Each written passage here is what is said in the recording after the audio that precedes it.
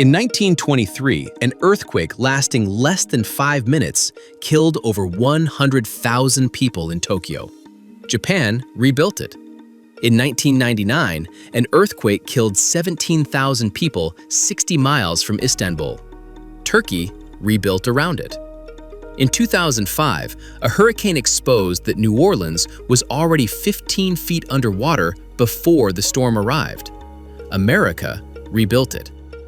These aren't stories of resilience, they're evidence of something nobody wants to say out loud. The greatest cities in human history were built in places that should have been impossible to build. And the civilizations that built them knew it. They built there anyway, because the alternative was worse. This is the story of that trade, and why right now, for the first time in human history, the bill is coming due all at once. Start with a question most people have never thought to ask. Why is Tokyo there? Tokyo sits at the junction of 4 tectonic plates: the Pacific, the Philippine, the Eurasian, the North American. No major city on Earth is built on more geological instability. The ground moves constantly. Major earthquakes are not a question of if, they are a question of when. Every seismologist studying the region will tell you the same thing. A magnitude 7 or greater earthquake directly under Tokyo is overdue. And yet, Tokyo is home to 37 million people, making it the most populous city on Earth. The reason has nothing to do with geology. Edo Bay was one of the finest natural harbors in Asia. When the Tokugawa shogunate decided in 1603 to make it the center of Japanese power, the harbor wasn't just convenient, it was strategically essential. The fault lines were the price they paid for that position. 400 years later, 37 million people are still paying it. Now, go west. Istanbul. The city sits directly on the North Anatolian Fault, one of the most consistently active fault systems on the planet. Since 1939, major earthquakes have been moving along this fault from east to west in a documented sequence. 1939, 1942, 1957, 1967, 1999, Izmit, 17,000 dead, 60 miles from Istanbul. Geologists have been tracking the pattern for decades. The next major rupture, they say, is likely directly under the city. When it comes, the estimates range from 30,000 to 100,000 casualties. Istanbul has 15 million people. They know the fault is there. They built anyway.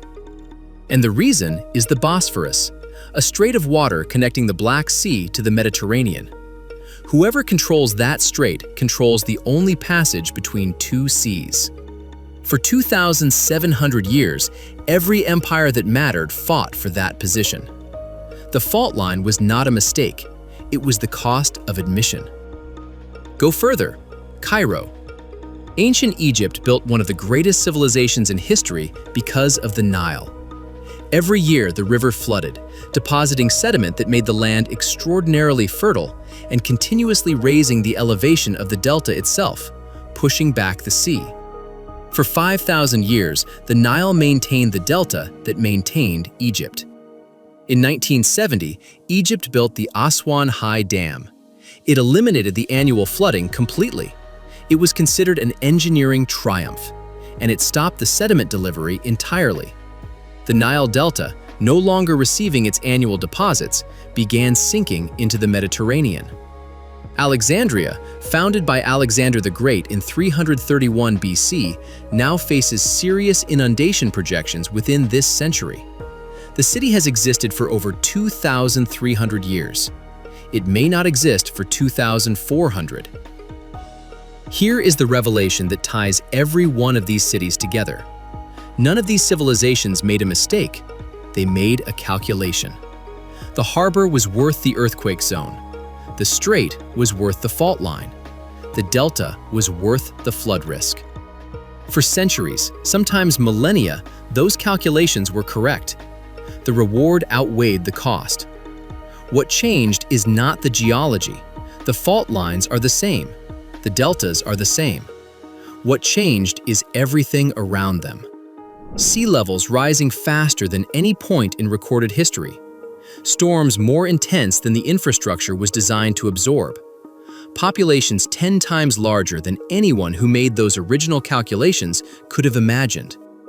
And now, for the first time, all of it is compounding simultaneously.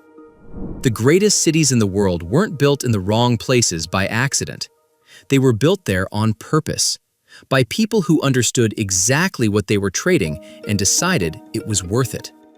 The question they couldn't answer, because they couldn't see this far, is whether the civilizations that inherited those cities would make the same trade if they could choose again. They couldn't choose.